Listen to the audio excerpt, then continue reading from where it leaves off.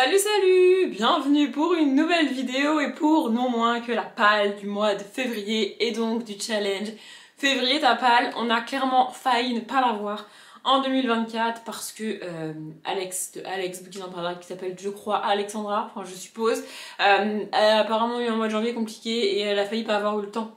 De préparer tout ce challenge, toutes ces catégories qu'elle nous propose et tout ce qu'elle fait autour de ça. Je suis ravie qu'elle ait eu le temps de le faire, j'adore ce challenge. D'ailleurs, au jour où je tourne cette vidéo, on est le 3 février, donc la veille du jour où elle sort. Et donc j'ai déjà commencé mon challenge, j'ai déjà commencé à vous en parler en vlog. Alors je parle au passé même si pour vous le vlog n'est pas sorti, mais il sortira vendredi, donc du coup voilà. Bref, j'ai beaucoup de livres à vous montrer. Mais avant, si vous connaissez pas le Février ta palle, je vous mettrai la vidéo présentation de Alex, donc de la chaîne Alex Booking en Prada en barre d'infos. Le challenge a commencé le 1er février et va jusqu'au 29 février parce que 2024 est une année bissextile. J'adore les années bissextiles. Bref, c'est un challenge où clairement le but c'est de déglinguer ta palle. Le challenge s'appelle Février ta palle. Avec un beau jeu de mots, d'ailleurs j'adore tous ces jeux de mots. Bref, donc voilà, le but c'est vraiment de sortir un maximum de trucs de ta palle et d'en lire un maximum sur un seul mois. Il y a un challenge de no buy et un truc où il faut trier ta palle. Alors le no buy, honnêtement je vais le tenter. L'année dernière c'était vraiment un objectif ultime de le réussir. Cette année, si je le réussis, je le réussis. Si j'ai envie d'acheter un livre genre le 20 février, bah tant pis, j'achèterai un livre le 20 février. Mais en tout cas le but c'est pas forcément un no buy, c'est au moins de pas acheter ce dont j'ai pas besoin tout de suite et ce que je vais pas lire tout de suite. Vous voyez, ça peut attendre mars en fait. C'est un peu débile de dire ça comme ça, mais c'est la vérité, tu vois, ça peut attendre mars, donc a priori je devrais faire le no buy. Et pour ce qui est de trier ma palle, je ne le fais jamais. Si un livre est dans ma palle, c'est parce qu'a priori à un moment donné ou à un autre, j'ai eu envie de le lire et que donc à un moment donné ou à un autre, je finirai par le tenter. Je n'ai aucun problème avec le fait d'abandonner un bouquin au bout de 20, au bout de 30, au bout de 40 pages. Donc le bouquin peut traîner 6 ans dans ma palle pour qu'au final je ne lise que 30 pages avant de l'abandonner, mais au moins je l'aurais essayé. Vous voyez, donc je veux pas trier ma palle, pour moi je fais pas ça. Bref, et le troisième axe du challenge, évidemment, c'est la lecture. Quoi de mieux pour faire diminuer sa palle que de lire les bouquins qui sont dedans, voyez-vous. Alors elle a dit que le mieux du mieux, ce qu'elle conseille entre guillemets, c'est de lire un livre par jour, un livre de moins de 200 pages par jour, ou de morceler les pavés pour en lire à peu près 200 pages par jour. J'avais déjà ça dans un coin de ma tête et j'ai un peu réfléchi à ça tout le mois de janvier, à savoir si je le tentais ou si je le tentais pas, et je savais pas. L'année dernière j'ai lu 200 pages par jour au mois de février et j'ai réussi. Le souci c'est que je me rappelle avoir galéré de ouf pour lire ces 200 pages par jour alors que je ne travaillais pas et que j'avais pas grand chose à foutre de mes journées, soyons honnêtes. Cette année je travaille, donc lire 200 pages par jour ça me paraissait insurmontable. Donc voilà, j'étais en mode réflexion, est-ce que je mets le challenge à 100 pages? Mais en même temps 100 pages ça me paraît pas énorme par rapport à ce que je suis capable de lire. Du coup j'hésitais, peut-être 150 pages par jour, peut-être 100 pages en semaine, 200 pages le week-end, vraiment je savais pas. Et puis la vidéo de Alex Booking en Prada est sortie, j'ai commencé à faire ma palle. Et en mettant bout à bout tout ce que j'ai mis dans ma palle, plus 8 ou 10 graphiques que j'avais emprunté à la bibliothèque et que je compte lire sur le mois de février, j'arrive à un total de quelque chose comme 5780 pages. Sachant que pour lire 200 pages par jour, tous les jours, en 29 jours, enfin sur 29 jours, il me faut 5800 pages. Donc en fait j'y suis quasiment, donc je me suis dit bah go, je vais tenter les 200 pages par jour. Il n'est pas impossible, comme je disais, que j'abandonne un livre ou deux parmi cette palle, même si globalement j'ai mis que des trucs que je suis censée aimer. Il y en a qu'un, peut-être deux, où vraiment c'est entre guillemets risqué. Mais voilà, mais par contre, du coup, si j'abandonne des livres, il va me manquer des pages, je compléterai avec des emprunts bibliothèque et donc des BD, des graphiques, parce que sinon, j'y arriverai pas. Bref, j'ai beaucoup de livres à vous montrer, puisqu'il y a 32 catégories proposées par Alex Booking en Prada dans ce challenge. J'ai mis un livre ou un graphique par catégorie, ce qui me fait en tout 30 bouquins à vous montrer. Et oui, je sais compter, c'est juste qu'il y a deux catégories dans lesquelles il n'y a pas vraiment de livres à mettre, et comme j'en avais déjà mis 30, je me suis dit que je n'allais pas rajouter deux bouquins, ça servait pas à grand chose. Donc bref, on y va, comme d'habitude, à chaque fois qu'il y a un challenge ou une palle ou un tag ou un truc où j'ai besoin de lire des trucs, mon ordi est là-bas, un truc où j'ai besoin de lire des trucs, et j'ai beaucoup de vocabulaire aujourd'hui. Bref, mon ordinateur est là-bas avec toutes les catégories. Alors, c'est l'ordre dans lequel moi je les ai listés. Bon, c'est à peu près l'ordre de Alex Bouquin en Prada, je pense, mais je suis pas très sûre. Ça n'a pas grande importance l'ordre des catégories. Bref, je vais essayer de pas le répéter à chaque fois, mais j'adore le nom de ces catégories, j'adore l'attention qu'elle a portée aux jeux de mots, aux phrases qu'elle a choisies, aux références qu'elle a choisies, je trouve ça absolument génial, ça a dû lui demander un temps et un investissement de malade, le rendu est ouf, moi je suis trop fan. Je vais essayer de pas le répéter à chaque catégorie, mais il y en a quand même 32, donc peut-être que je le répéterai quand même. Bref, la première catégorie, c'est J'hallucine Eugène, et donc les mots-clés, c'est folie, onirisme, bizarre, psychédélique et drôle. Et je l'ai mis un bouquin, voilà. J'ai mis Les Aventuriers du très très loin, le tome 3, Hugo Lachance de Paul Stewart et Chris Riddle, pour le côté un peu fou, un peu bizarre et drôle. Franchement, on n'est pas trop mal. J'ai essayé en grande majorité de mettre des livres jeunesse, des livres illustrés et des livres assez courts qui vont se lire vite. Le but, c'est quand même que j'ai une chance de réussir à tout lire, voyez-vous. Donc je n'allais pas mettre des pavés adultes ou young adultes ou de fantasy ou Dieu sait quoi. Sinon je n'y arriverai pas. Si je me mets 30 bouquins comme ça de fantasy adulte à lire, clairement ça sert à rien que j'essaye, j'y arriverai pas. Donc voilà, j'ai majoritairement mis des petits livres jeunesse et un Chris Riddle, franchement c'est pas mal pour espérer y arriver. Il fait, je vais essayer de vous dire le nombre de pages à chaque fois, je sais pas réellement si ça vous intéresse, mais c'est bref. À la fin on a un extrait du tome 1. Pas trop compris l'intérêt de mettre un extrait du tome 1 à la fin du tome 3, mais enfin écoutez, chacun son truc. Ah oui, à la fin il y a des pages vides. Donc en gros il fait 236-38 pages. Un truc comme ça, parce qu'à la fin les pages sont pas numérotées, mais bref. La deuxième catégorie c'est épineux problème et les mots-clés c'est malédiction, glauque, horreur et faire du tri. Alors faire du tri, j'ai pas très bien compris si c'était nous qui devions faire du tri ou si c'était des gens dans le bouquin qui devaient faire du tri. Bref, en tout cas, moi j'ai mis Arthur Séverin, le tome 1, des pouvoirs bien encombrants de Julien Artigue, pour le côté un peu malédiction et surtout pour le nom de la catégorie épineux problème, parce qu'on est face à un jeune homme, donc ça s'appelle Arthur. Je sais pas trop quel âge il a, mais c'est chez Gulfstream, donc il doit avoir peut-être 10-12 ans par là. Et en gros, il a des pouvoirs extraordinaires. Sauf que ces pouvoirs provoquent que des catastrophes. C'est un peu une malédiction, ces pouvoirs, et c'est un peu un épineux problème qu'il ait ces trucs-là, parce qu'en gros, il sait pas bien les gérer, enfin je suppose, d'après le résumé, il sait pas bien les gérer, et du coup, c'est un peu la merde, hein, voilà, on va pas se mentir. Alors celui-là, il n'est pas illustré, mais c'est un livre jeunesse, c'est écrit assez gros, comme il n'y a pas d'illustration du tout dedans, mais voilà, c'est un livre quand même... assez jeunesse et puis c'est écrit je pense assez gros et ça fait 142 pages. Donc franchement ça devrait le faire. J'ai un peu peur parce que de manière générale j'ai un peu de mal avec les livres des éditions Gulfstream. Je ne sais pas pourquoi mais j'ai un peu de mal à accrocher donc je verrai bien. La troisième catégorie c'est Vent des globes et les mots-clés c'est traduction, bateau, littérature étrangère. Bon bah alors là traduction, littérature étrangère franchement j'ai le choix, c'est un chiffre que je calcule pas quand je fais mon bilan annuel parce que franchement j'en vois pas l'intérêt, mais je n'ai aucun doute que je lis bien 70, 75 voire 80% de littérature étrangère. En même temps il y a plus de littérature étrangère que de littérature francophone. C'est logique, il y a pas mal de pays dans le monde où on parle pas du tout français, tu vois, enfin bref. Bref, du coup, j'ai choisi le fabricant de jouets de Eva H. J'ai un peu recyclé les graphiques notamment qui me restaient de ma palle du Cold-Winter, puisque bah, du coup, techniquement, le Cold-Winter va jusqu'au 29 février et j'avais dit que je les lirais au mois de février, donc bah, du coup, ils sont là. C'est une autrice allemande, il me semble, ou en tout cas qui a une langue maternelle germanique. J'ai pas beaucoup trouvé d'informations sur l'autrice. La seule chose que je sais, c'est que le livre a été édité pour la première fois et c'est marqué c'est marqué quelque part dans le bouquin, je ne sais plus où, mais je l'ai vu. Ah voilà, c'est marqué là. As édition GmbH Mutchen, tout droit réservé. Donc voilà, et puis vu le nom de l'autrice, et puis c'est écrit à moitié en allemand. En fait, je sais pas si c'est de l'allemand parce que j'ai jamais fait d'allemand, mais c'est une langue germanique. Donc clairement, elle est pas française quoi. La catégorie suivante c'est l'humble crâneur et les mots-clés c'est classique, tournoi et épreuve. Et alors là j'ai trouvé une pépite. J'ai un peu peur mais en même temps il est dans ma palle de l'hiver donc il faut que je le lise quoi qu'il arrive d'ici mi-mars au plus tard. J'ai un peu peur, je pense que ça va être un livre qui va se lire lentement, mais je me suis dit, c'est pas grave, j'ai pour objectif de le commencer demain, donc dimanche 4, à l'heure où, enfin aujourd'hui pour vous du coup.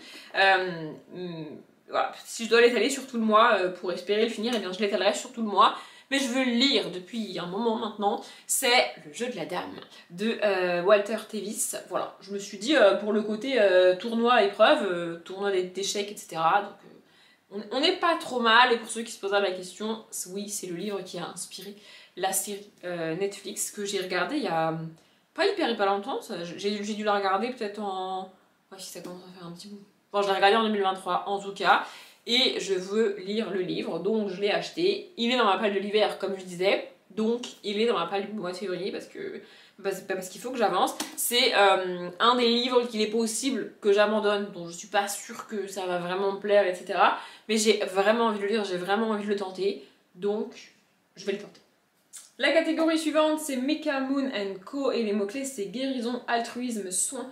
Fantastique, je me suis surtout concentrée sur le côté fantastique, un petit peu sur le côté altruisme et encore.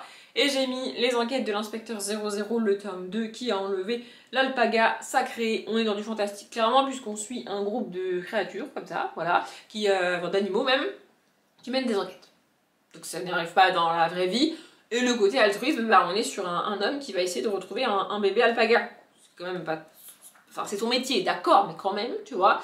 On a quelques illustrations. Alors, il n'y en a pas énormément. On n'est pas sur un livre complètement illustré à chaque page, etc. Mais il y en a quand même pas mal. Et il fait 140 pages, je crois, un truc comme ça. Attendez. C'est ça, il fait 146 pages. Voilà. Donc, ça devrait se lire... Ça devrait se lire assez vite. J'ai lu le tome 1 pendant le Pumpkin. Et du coup, j'avais hâte de continuer cette saga. C'est marqué 8 et plus. Franchement, j'ai adoré le tome 1. Je vous en reparlerai du coup quand j'aurai lu les tomes suivants. La catégorie suivante, c'est la balade d'Astérie. Et les mots-clés, c'est poésie, chanson, Moyen-Âge et reliques. Et alors là, j'avoue que j'ai un petit peu galéré parce que poésie, j'en lis pas vraiment. Chanson, j'aurais pu un peu tricher parce qu'il y a certains livres que je lis en écoutant de la musique, mais j'en ai pas prévu beaucoup pour ce challenge là, et du coup je les ai mis dans d'autres catégories, donc j'ai grave galéré. Moyen-Âge, il me semble qu'on avait déjà eu une catégorie pour le Pumpkin avec ce mot-clé là, et j'avais déjà à l'époque retourné ma bibliothèque, enfin ma palle, pour trouver un truc qui se passe au Moyen-Âge, et je n'ai pas trouvé, et il y a quelques mois plus tard, je n'ai toujours pas ça. Du coup restait relique. Alors ça peut être une relique de ta palle, mais il n'y a pas de reliques de ma palle qui allaient se lire rapidement et que je voulais mettre dans le challenge. Du coup, je suis partie plutôt du côté de l'Égypte. Voilà, je me suis dit Égypte, relique, a priori on est bon. Donc c'est l'Égypte, mode et passion à travers le monde. Je ne sais plus si je l'ai mis dans ma palle du Cold Winter ou pas. En fait, j'en ai deux de cette collection-là. Et celui-là, je ne sais plus si c'est celui que j'avais mis dans la palle du Cold Winter ou pas. Mais quoi qu'il arrive, je le mets là et je l'ai mis ici et je vais le lire. Alors ces graphiques-là risquent d'être un peu plus longs à lire que les autres puisqu'on n'est pas sur des graphiques avec des bulles, on n'est pas sur des BD en fait, on est sur des graphiques comme ça. Voilà, mais j'aime beaucoup l'Égypte. Je les ai trouvés en boîte à lire ces livres-là et en gros c'est des livres qui étaient disponibles chez, vous savez, chez les marchands de journaux là, tous les plastiques et tout, qui sortent toutes les semaines, etc. Donc je pense pas que vous puissiez les retrouver, mais voilà, moi je les ai trouvés en boîte à lire. L'Égypte c'est un peu mon délire, donc je me suis dit pourquoi pas. La catégorie suivante c'est des hérons dans l'eau, et là les mots-clés c'est recommandations, cadeaux ou renommées. Alors en cadeau, j'étais dégoûtée parce que du coup j'aurais pu lire un des livres de la collection Harry Potter au cinéma que j'ai eu à Noël et qui donc était un cadeau, mais je les ai déjà lus en fait, du coup je ne peux pas. Recommandation, j'aurais pu prendre après n'importe quoi dans la bibliothèque parce que si les livres sont arrivés, c'est parce qu'à un moment donné ou à un autre, c'est une recommandation de quelqu'un qu'on m'ait fait personnellement ou que j'ai chopé sur une vidéo YouTube ou Booktube, vous voyez. Mais je sais pas, je trouvais que c'était pas ouf. Et du coup, il me restait à renommer. Et alors, renommer, c'est un peu vague, mais je me suis dit que la renommée du conte de Monte Cristo ferait l'affaire. Alors ici, c'est une adaptation en BD de l'histoire donc de Alexandre Dumas, et donc l'adaptation en BD est faite par Mallet et Lotte. C'est une BD que j'ai eue dans la box BD que j'avais pris en 2023 aussi. Donc voilà, je me suis dit let's go, je n'ai jamais lu le Comte de Monte Cristo. En fait, dans ma tête, le Comte de Monte Cristo, c'est un truc tellement lourd, tellement long, tellement chiant à lire, que avant même d'aller vérifier si c'est vrai ou pas, mon cerveau il est en mode flemme. J'ai pas envie. Je m'attends à un truc, un pavé énorme qui fait je sais pas combien de pages, écrit tout petit, avec des lenteurs et de la narration insupportable. J'ai pas envie. Vraiment, rien que d'y penser, j'ai pas envie d'y aller. Mais je me suis dit, peut-être qu'en BD ça passera. Honnêtement, j'aurais jamais acheté la BD moi-même, mais je l'ai reçue dans la box. Donc voilà. Je cherchais une planche à vous montrer. Il y a quand même des planches assez flippantes, hein, assez cheloues. Pour tout vous dire, je ne connais même pas le résumé du Comte de Monte Cristo. Je ne sais pas de quoi ça parle. Donc on va voir. Et c'est le volume 1, du coup je suppose que le Comte de Monte Cristo de Alexandre Dumas a été divisé en plusieurs tomes de BD. Peut-être que si ça me plaît, bah, je lirai tout le Comte de Monte Cristo en BD. Et peut-être qu'un jour, à savoir, eh bien, je lirai le roman d'Alexandre Dumas. Je ne sais pas. La catégorie suivante, c'est pause goûter, avec une orthographe très particulière. Et donc là, c'est s'offrir une session de lecture d'1 heure. Honnêtement, je ne suis même pas sûre d'y arriver. Je n'ai pas mis de bouquin dans cette catégorie. Du coup, je suis pas sûre d'être capable de m'offrir une session de lecture d'1 heure. Pour moi, ça veut dire vraiment lire pendant 1 heure. Je suis pas sûre d'être capable de lire pendant 1 heure non-stop. C'est pas ma manière de lire. Je l'ai déjà expliqué plusieurs fois. Peut-être qu'au cours du mois, je le ferai. En tout cas, c'est pas un objectif en soi. C'est pas grave si j'y arrive pas. Mon premier objectif, ça reste de lire tout ce que je suis en train de vous montrer là, et voilà, c'est tout, c'est déjà bien si j'arrive à faire ça. Donc pour ce qui est de la session de lecture d'1 heure, eh bien peut-être que oui, peut-être que non, on verra. La catégorie suivante, c'est Eau, Plume, Art, et là, c'est découvrir une nouvelle autrice. Je trouve cool qu'elle ait précisé autrice. Et c'est assez simple pour moi. Bon, je triche un petit peu puisque c'est un livre écrit à 4 mains par un homme et une femme, mais techniquement je vais quand même découvrir une nouvelle autrice. Et donc c'est La vie de Château, le tome 1, Violette et Régis, de Clémence Madeleine Perdilla et Nathaniel Hlimi. C'est un H', je galère toujours à le prononcer. Je l'avais acheté pour le mettre dans le pumpkin, je ne l'ai pas mis dans le pumpkin, j'ai pas réussi à le caler dans le pumpkin et du coup je ne l'ai toujours pas lu. On est de nouveau donc sur un petit livre jeunesse qui fait un peu plus de... qui doit faire 110 pages, parce qu'à la fin il y a des pages pareilles qui sont pas numérotées, donc ça doit faire 110 pages. Et là pour le coup c'est vraiment illustré, je pense que quasiment à chaque page on a des illustrations, ouais c'est ça. Il y a une page toutes les 5 ou 6 pages où il n'y a vraiment pas d'illustration, et puis il y a des pages comme ça.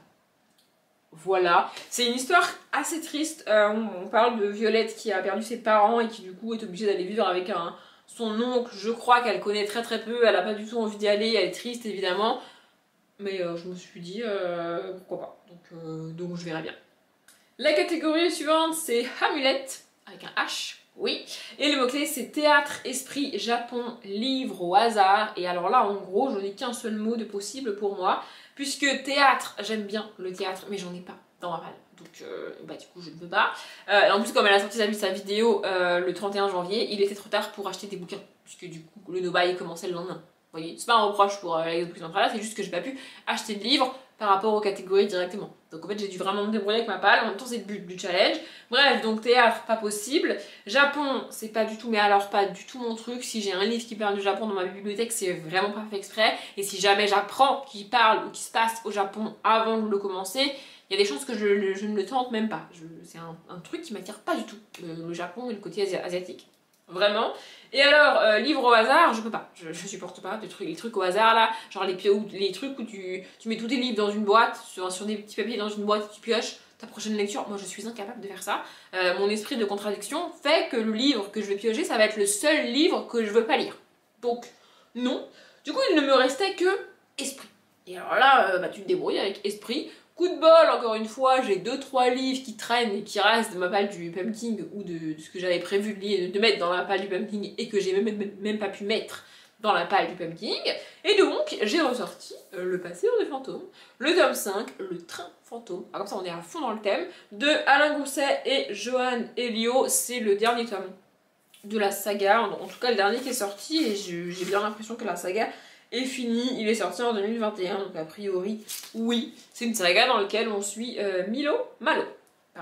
Malo, qui est un jeune garçon de peut-être, je sais pas, 11-12 ans, et qui voit les fantômes, qui peut discuter avec donc les esprits. Je me suis dit qu'on était bien dans le thème. Pareil, on est sur un petit livre jeunesse illustré et très très mignon et qui fait moins de 200 pages de manière assez large, puisqu'il en fait même moins de 100 de mémoire. C'est ça, il fait 86 pages. Ça devrait le faire. La catégorie suivante, c'est pile à plat, et donc là, la consigne, c'est réduire sa palle. Bah, c'est ce que je fais là, c'est-à-dire que là, elle va être réduite de manière drastique au mois de février, je peux pas faire plus. J'aurais pu rajouter un livre pour rajouter un livre, vous voyez, dans cette catégorie, mais franchement, je vois pas l'intérêt. Donc j'ai rien mis. Et la suivante, c'est A, larmes sucrées, avec le A entre parenthèses. Elle a fait beaucoup de jeux d'écriture comme ça, je trouve ça génial. Vous avez vu, et je me suis retenue, je l'ai pas encore redit, hein. Bref. Les mots-clés, c'est feel good, pleurs, festif, ambivalence. Je me suis surtout concentrée sur le côté feel good et un peu sur, enfin feel good pour moi évidemment, et un peu sur le côté ambivalence. Et j'ai mis les petites filles cruelles de Monsieur Tan et Caroline je sais pas trop comment ça se dit. En fait, c'est un U avec les trémas là.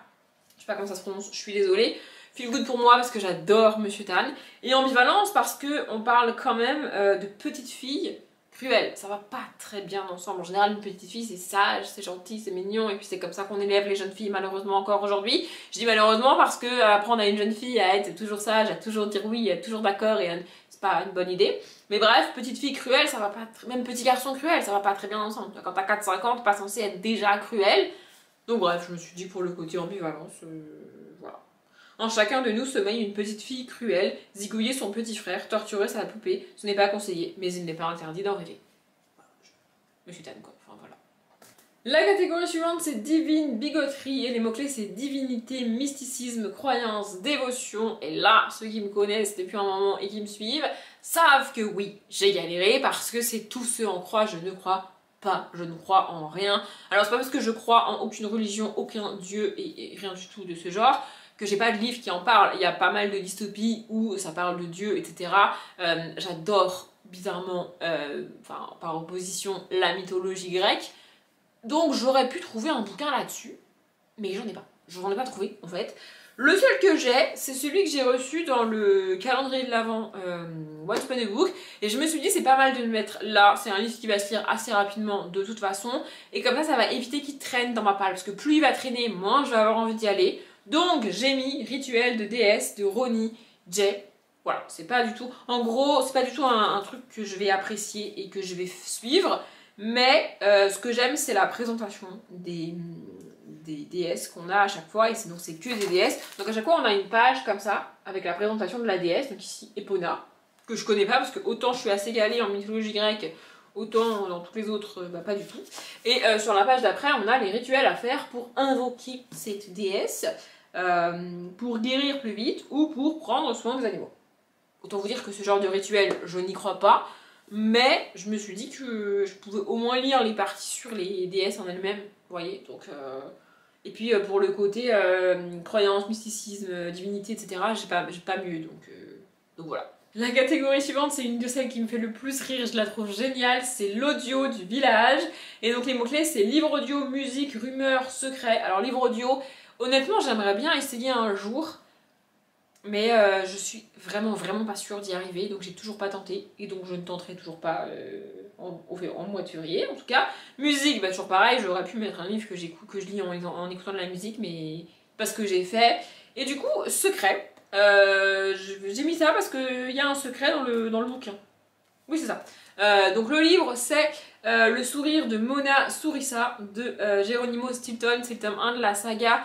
Au mois de... je sais plus quoi, mais pour le Pumpkin, j'avais tenté le tome 1 d'une autre saga de Geronimo Stilton. Geronimo Stilton étant le nom de plume de l'auteur, puisque c'est le nom du personnage. Je sais pas qui est le nom, enfin quel est le nom de l'auteur ou de l'autrice, du coup, je sais pas.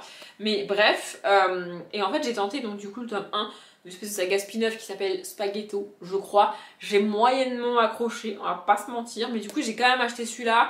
J'ai hésité à tenter ou pas, et puis je me suis dit, bah je vais tenter là, au mois de février. Et je l'ai mis là-dedans pour le côté secret, parce que la première phrase du résumé, c'est Mona Sourissa cache un secret. Je sais pas lequel, mais du coup c'est le but du bouquin. Ici on est non seulement sur un livre jeunesse écrit assez gros et illustré, mais aussi avec des jeux de police comme ça, etc. Ça va se lire vite, vraiment, franchement c'est assez aéré et tout, donc... je me fais pas trop de soucis. Et ça fait... Ah, je vous ai pas dit les pages du rituel de déesse. Écoutez, bref, ça fait en gros 119 pages. Donc ça va. La catégorie suivante, c'est douce fiolaterie. Et je vous invite vraiment à aller prendre la peine de lire les catégories telles qu'elles sont écrites. Alors, dans ma description, elles sont écrites, mais ou sur les visuels qu'elle a créés, Alex Bouquin Prada, parce que je suis pas sûre qu'à l'oral, vous entendiez toutes les nuances qu'elle a mis dedans. Bref. Les mots-clés, c'est liberté, amusement, humour, légèreté. Et alors là, j'ai ressorti mon joker de l'humour, à savoir Monsieur Tan, avec 109 rue des Soupirs, le tome 5, fantôme de soirée, de donc Monsieur Tan et Young-Gi Dumont. Monsieur Tan est connu pour son humour noir que personnellement j'adore. Je suis pas hyper fan, enfin c'est pas un humour noir, c'est un humour un peu décalé, un peu lugubre. Je suis pas hyper fan de l'humour noir en tant que tel, mais ici j'adore Monsieur Dan. C'est fun, c'est drôle, c'est léger, c'est hyper cool à lire. Vraiment. J'ai trouvé, enfin j'ai appris par hasard que ce tome 5 était sorti et je suis trop contente. Ça va se lire vite, on est sur une BD comme ça. Alors toutes les pages sont pas comme ça, il y a des pages un peu plus classiques comme ça. Mais vraiment j'adore. On suit Elliot qui emménage au début du tome 1 dans un manoir hanté et qui donc va vivre avec des fantômes. J'adore Monsieur Tan, vraiment, j'ai juste trop hâte. Voilà, la série gothique et désopilante de Monsieur Tan et Young-Gi Dumont, c'est exactement ça, le mot que je cherchais. La catégorie suivante, c'est Daguette et Norbert, et les mots-clés, c'est dualité, conflit, trahison, sang. Et alors là, j'aurais pu mettre un truc bien gore, bien trash, bien adulte, mais encore une fois, on reste du côté de la jeunesse pour espérer tout lire. Donc j'ai mis L'Enfant Dragon, c'est ça, le tome 1, la première flamme, il me semble que c'est le tome 1, enfin c'est le tome 1 du cycle 1. Il me semble qu'il y a, ouais, ça, il y a plusieurs cycles en tout. Et donc c'est de Eric Sanvoisin et Jérémy Fleury. Alors, dualité, conflit, trahison, sang, a priori, voilà. Hervael et Lena vivent dans le monde d'Organ, un royaume où humains et dragons se livrent à une bataille sans merci depuis des siècles. Voilà. J'espère qu'à un moment donné, il va quand même y avoir un rapprochement entre les dragons et les enfants, parce que si c'est juste une saga dans laquelle on suit le massacre des dragons, moi ça va pas franchement m'intéresser, tu vois. Mais je l'ai chopé sur Gibert d'occasion, il a dû me coûter genre 2 €. Donc je me suis dit allons-y, let's go. Pareil, on est sur un livre très court qui fait, attendez, qui fait 60 pages. Voilà, 160 pages et c'est illustré. Alors c'est pas... en fait les chapitres sont extrêmement courts et à la fin de chaque chapitre on a une grande illustration comme ça. Mais on a aussi à l'intérieur des chapitres des pages sans illustration du tout et des pages avec des illustrations comme ça. Et puis c'est écrit gros de nouveau, c'est de la jeunesse. La catégorie suivante, c'est le venin de Molkin, et les mots-clés, c'est épique, fantasy, errance et créature, et on reste avec les dragons, puisque j'ai mis l'Académie des Dragons, le tome 4, Mira et Lanceur de Flammes de Alastair Chichon. J'adore cette saga. Voilà, pour le côté créature dragon, on est bon. Fantasy, on est bon, on est avec des dragons, donc on est forcément en fantasy. Épique, voilà, on est dans une saga où on suit des enfants qui sont des dragonniers et des dragonnières. Alors celle-ci, elle n'est pas illustrée, il n'y a pas d'illustration du tout dedans. C'est quand même écrit gros avec des interlignes espacées, etc. Et en tête de chapitre, on a ça. Et puis ça fait 150 pages, un truc comme ça. Attendez, parce qu'à la fin, on a un extrait du tome 1. Je sais pas pourquoi ils font ça. À la fin du tome 4, ils mettent un extrait du tome 1. Je sais pas trop c'est quoi l'intérêt. Bref, ça fait 131 pages. Je sais plus trop ce que je vous ai dit, mais en gros, voilà, ça fait 131 pages.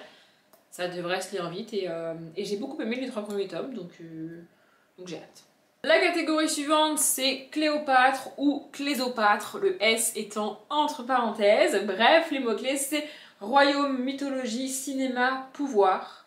Et alors là, avec un nom pareil, je ne pouvais pas mettre autre chose que ça, en rapport avec l'Égypte. Enfin, je veux dire, je peux pas.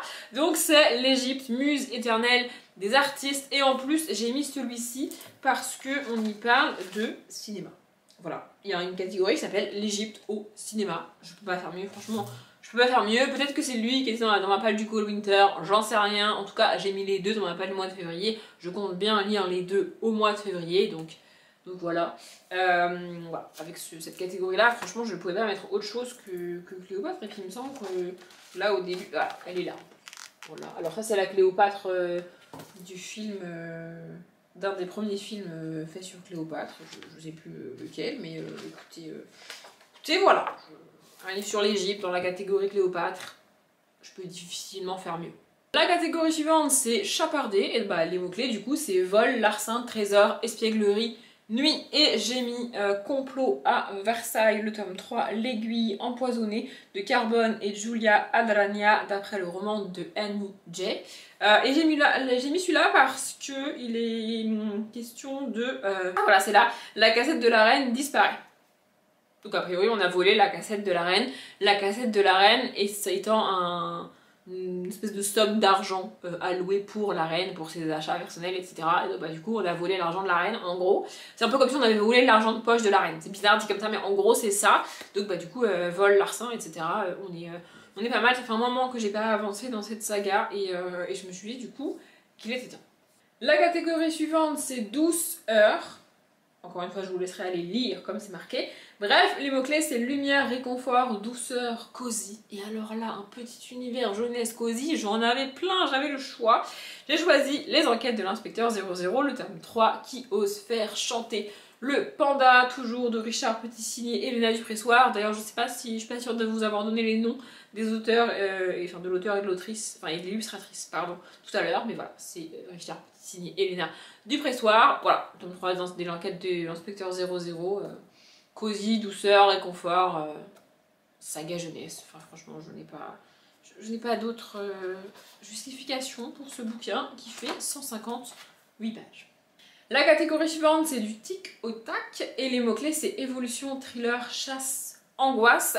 Et là, j'ai ressorti le dernier livre qu'il me reste de ma palle de l'hiver, et donc qui est Young Elite, le tome 1 de Marie-Lou. Il est dans ma palle de l'hiver, comme je viens de le dire, donc il faut absolument aussi que je l'ai lu d'ici mi-mars.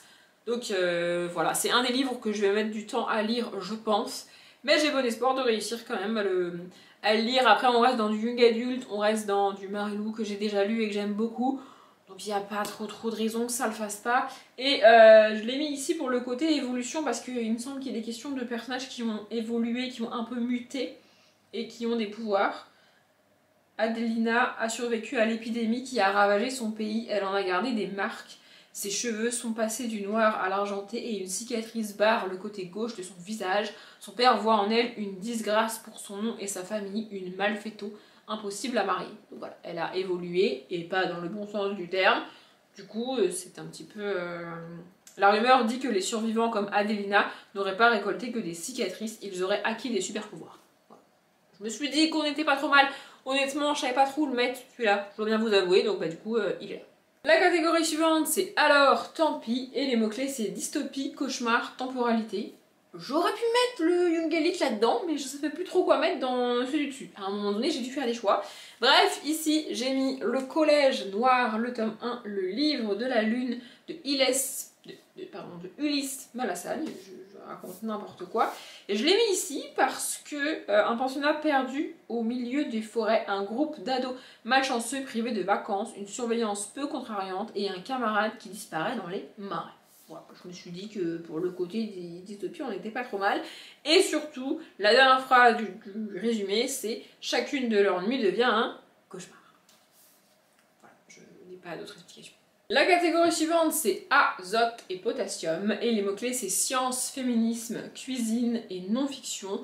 Alors non-fiction, je n'en lis quasiment jamais. Mais techniquement, c'est quand même de la non-fiction avec un petit côté féminisme. Donc, on n'est pas trop mal. Puisqu'il s'agit de Les grandes chanteuses et musiciennes vues par un ado de Sophie Adriensen. C'est la collection de Pulp Fiction qui fait des espèces de biographies comme ça. Et donc ici, il y a plusieurs personnes connues dans cette catégorie, dans cette collection de livres. Et ici, bah, du coup, c'est les artistes, quoi, enfin les musiciennes et les chanteuses. Voilà, je sais pas trop qui il y aura. Je sais pas s'il y a une espèce de table des matières. Mais ah bah oui, voilà. Donc il y a Tatiana Alvarez, Marianne Anderson, Martha Argerich, Josephine Baker, Barbara, Annabelle Bennett, Beyoncé, etc. etc. Il y a même, je vois Lady Gaga, France Gall, etc. La plupart des noms que je vous ai cités avant, je les connais pas. Edith Piaf, là je vous cite les noms que je connais en gros, hein, voilà. Nina Simone, Amy Winehouse, voilà, Marilyn Monroe, voilà, il y en a vraiment plein. Elles sont pas numérotées donc je sais pas combien il y en a, mais il y en a franchement beaucoup. Et voilà. Liste des femmes de musique citées. Franchement, il y en a vraiment énormément. Donc voilà, je me suis dit, non-fiction, ça reste un peu de la non-fiction, puisqu'on va parler de femmes qui ont réellement existé ou qui existent réellement toujours aujourd'hui. Féminisme, bah, on parle des femmes. Donc a priori, on est pas mal. Est-ce que je vous dis que le nom de la catégorie suivante, je l'adore ou pas? Je vous lis pas. Voilà. Donc c'est Taléboul, Coco, et les mots-clés, c'est futur, uchronie, escroquerie et magie. Voilà, j'avoue que j'ai un peu galéré parce que uchronie, c'est pas trop mon truc. Escroquerie, je savais pas trop quoi mettre. Du coup, je me suis un peu concentrée sur la magie. Et j'ai de nouveau ressorti une saga jeunesse que j'aime beaucoup et qui parle de dragons. Donc c'est l'Académie des Dragons, le tome 5, Kai et Ombre d'Os, toujours de Alastair Chichol. Voilà, je me rappelais même pas que j'avais 2 tomes de la saga, qu'en fait quand j'ai vu le deuxième, je me suis dit ah merde, j'ai acheté 2 fois le même livre, et pas du tout, en fait j'ai le tome 4 et 5, donc bah du coup c'est cool, voilà, je vais juste les lire. Et celui-ci fait 134 pages, donc ça devrait se lire vite, de nouveau. La catégorie suivante, c'est des fleurs pour Algernon, et les mots-clés c'est science-fiction, écologie, romance. Je vous avoue que je me demande ce que vient foutre le mot-clé romance là-dedans. Je n'ai pas lu des fleurs pour Algernon, donc je suppose qu'il y a quand même un lien, mais je sais pas. En tout cas, ça m'arrange de ouf, parce que écologie et science-fiction, c'est pas du tout, mais alors pas du tout mon délire. Par contre, la romance, ça c'est mon délire. Du coup, j'ai été pêcher au fin fond de ma palle une romance qui est assez courte, puisqu'elle fait 308 pages, ce qui pour une romance est court, et en plus elle est en poche, donc je suppose que ça va quand même se lire vite. Et il s'agit de Game of Love de Rachel Van Dicken, le tome 1. L'enjeu. Voilà, j'espère que ça va se lire vite. Du Rachel Van Dicken, en tout cas pour moi, ça se lit vite. En tout cas, ces autres sagas se lisent vite. Donc, je me suis dit que... D'ailleurs, je me demande pourquoi j'ai pas mis l'autre. Pourquoi j'ai pas mis le tome 3 de la saga que j'ai galéré à trouver, là? J'ai déjà lu? Je sais plus. Peut-être j'inverserai, parce que je trouve ça bizarre que j'ai pas mis l'autre livre. Je l'ai pas vu, peut-être dans ma palle. Bref, en tout cas, je vais mettre un Rachel Van Dicken dans cette catégorie. Celui-là ou le tome 3 de Famous Love. Parce que c'est bizarre, je suis sûre de ne pas avoir lu le tome 3 de Famous Love. Je l'ai reçu début janvier, donc je l'ai pas lu. Va falloir que j'aille chercher ça. Bref, mais en tout cas, dans cette catégorie-là, ça sera une romance écrite par Rachel Van Dicken. C'est drôle, je l'ai cité il y a pas moins de 3 minutes. La catégorie suivante, c'est Quelle tête de Piaf cette Edith. Et les mots-clés, c'est macabre, artiste, voyage, illustré. Voilà, je me suis pas cassé les pieds. En gros, c'est une des catégories que j'ai gardées pour la fin quand j'ai préparé le challenge. Puisqu'il y avait le mot-clé illustré, je savais que je pourrais y caler à peu près n'importe quel graphique dedans. Et c'est ce que j'ai fait. Voilà, j'ai fini par caler Harmonie. Le tome 1, Memento, de Mathieu Rennes. Elle est dans ma palle du Cold Winter, cette BD. Je ne l'ai toujours pas lu. Je vais la lire au mois de février. Donc, du coup, voilà. La catégorie suivante, c'est une secte ou insecte. Et les mots-clés, c'est groupe, quête, nature, huis clos, sauvagerie, balade. Alors, on a pas mal de mots-clés pour cette catégorie, mais j'ai un peu galéré. Je me suis dit que pour le côté groupe et quête, on n'était pas trop mal avec Sherlock, Lupin et moi, le tome 15, le mystère de l'homme au chapeau de Irène M. Adler. D'après le résumé, on va de nouveau pas vraiment suivre Sherlock, Lupin et moi. En fait, ce qui me dérange avec cette direction prise dans la saga, c'est que du coup le titre devient mensonger puisqu'on ne suit plus Sherlock, Lupin et Irène Adler, on suit les enfants de Irène Adler. Mais bon, je vais quand même tenter ce bouquin-là. Il fait partie aussi des bouquins que peut-être je vais abandonner. Parce que vraiment, si j'accroche pas, comme j'ai pas vraiment accroché au tome 14, et si ça me gonfle, j'irai pas au bout et j'abandonnerai la saga. Mais je veux quand même tenter ce tome 15, donc du coup, c'est pour ça qu'il est là. La catégorie suivante, c'est Rome ne s'est pas faite en un jour. Et oui, je sais correctement lire, merci. Les mots-clés, c'est addictif, philosophie, intime, patience, blessure. J'ai un peu changé les livres que je mettais dans cette catégorie-là, mais finalement, j'ai mis Heartstopper, le tome 5, première fois, de Alice Oseman. Je suis joie et bonheur de la voir. J'ai failli passer à côté de sa sortie. Parce qu'en fait, le truc, c'est que je me renseigne tellement peu sur les sorties des bouquins que même des sagas et des livres que j'attends comme ça, bah je vois pas qui sortent en fait. Mais je finis toujours par avoir l'info, alors parfois c'est plusieurs mois plus tard. Là il est sorti au mois de décembre il me semble, donc ça va, je suis pas trop en retard. J'ai trop hâte de le lire. Lui pour le coup, ça va se lire vite parce que le format est au format roman, mais l'intérieur est illustré comme je viens de vous montrer. Enfin, l'intérieur est au format BD plutôt. J'ai trop hâte de le lire et je l'ai mis là pour le côté addictif parce que j'adore cette saga, pour le côté intime aussi. Enfin, Nick et Charlie quoi, La catégorie suivante c'est souffrance et des livres en C et les mots-clés c'est santé mentale, tristesse, famille, maternité, livres qui parlent de livres et alors là il est impératif que je mette un livre qui parle de livres. Quand j'ai vu ce truc je me suis dit c'est obligé, il faut que je mette ça. Lui il risque d'être un peu plus long que les autres à lire même si c'est de la jeunesse. Mais je me suis dit, allez, vas-y, tentons. Donc j'ai mis L'ignoble libraire de Anne-Gaëlle Balp. J'ai lu un autre livre de Anne-Gaëlle Balp, lequel j'ai lu, comment il s'appelle? J'ai lu L'écrivain abominable et il existe aussi L'épouvantable bibliothécaire. J'ai adoré L'écrivain abominable, donc j'ai hâte de lire celui-là.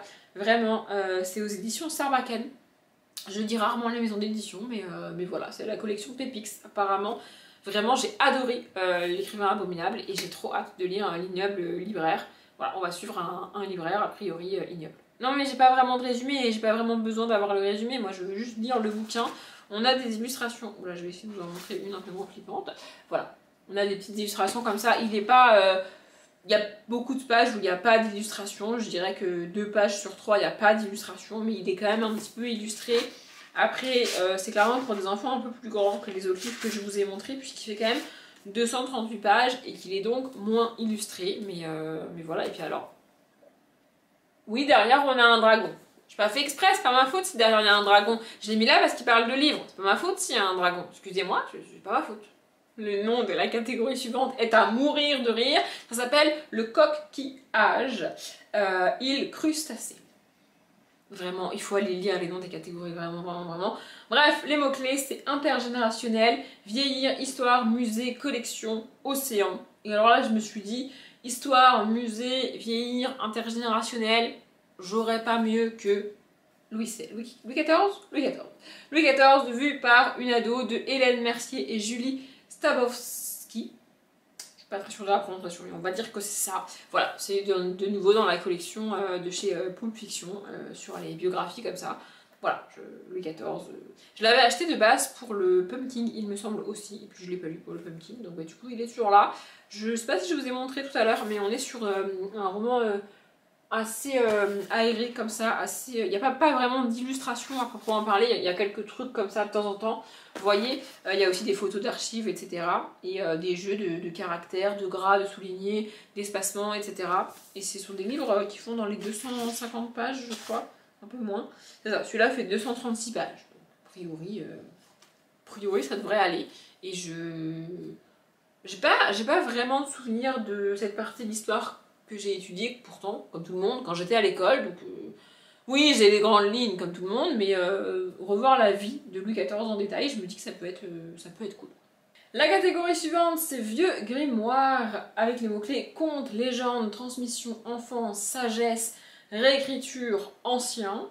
Bon, voilà, je me suis dit conte et légende, allons-y.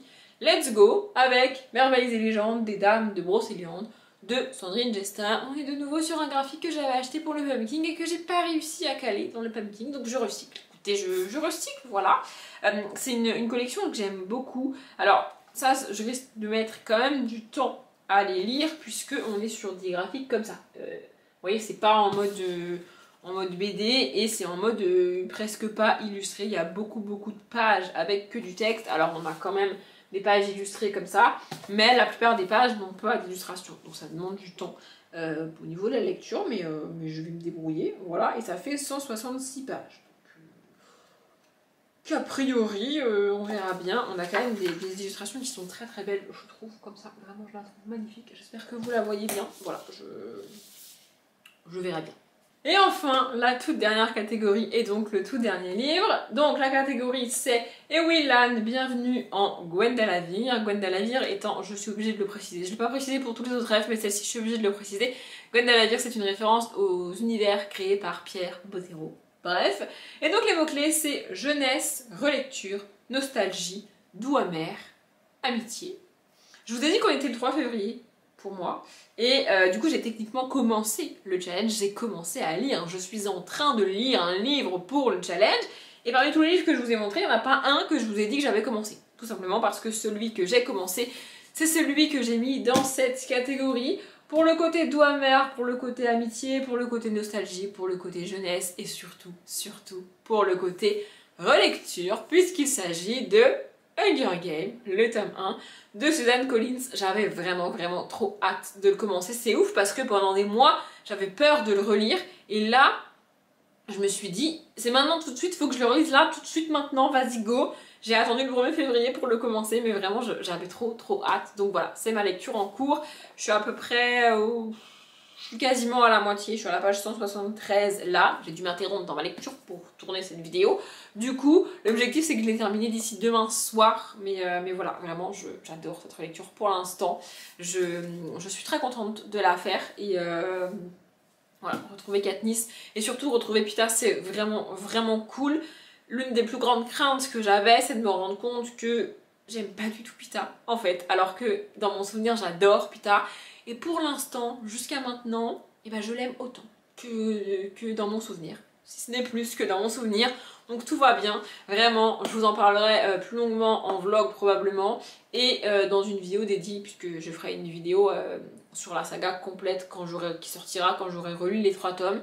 Mais ça arrivera normalement d'ici la fin de l'année. Oui, je sais, ça fait un peu loin, mais en attendant, je vous en reparlerai en vlog, quoi qu'il arrive. Je suis tellement joie et bonheur de faire cette relecture. Et quand j'ai vu ce mot-clé dans cette catégorie, en fait, quand j'ai vu le mot-clé addictif dans la catégorie où j'ai mis Heartstopper, je me suis dit, ah bah je vais mettre Hunger Games. Et après, dans la toute dernière catégorie, du coup, il y avait relecture. Et je me suis dit, il faut que je mette Hunger Games. Du coup, j'hésitais entre les deux. Finalement, je l'ai mis ici.